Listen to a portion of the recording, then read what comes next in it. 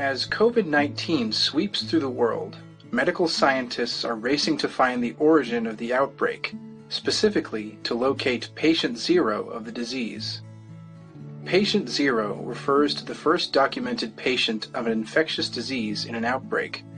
Finding the original case could help understand the virus behind the ongoing global health crisis and curb further transmission.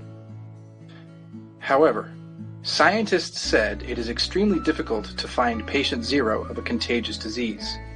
Scientists have yet to find patient zero for the 1918 influenza pandemic, HIV, or the H1N1 influenza in 2009. It is better to trace the origin of an epidemic in its very early period, where there are only a few infections.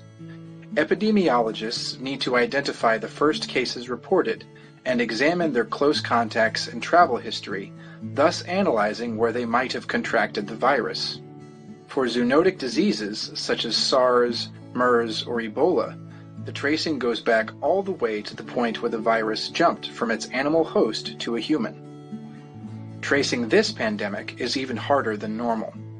In the case of COVID-19, there are significant numbers of asymptomatic patients and people with mild symptoms. If patient zero was asymptomatic or had very mild symptoms, he or she may not have seen a doctor and left a medical record, making the route of transmission hard to trace. Despite these difficulties, researching the origin of the novel coronavirus is still of great significance, as it helps us predict its evolution and better cope with it. For example, tracing could focus on how it spilled from its natural reservoir, almost certainly a bat, to humans. What is the intermediate host? And under what circumstances did it jump from its animal host to human? Finding patient zero is important for the sake of science and saving lives. But if this is done to play a blame game or name a scapegoat, public health and science fall prey to politics and agendas.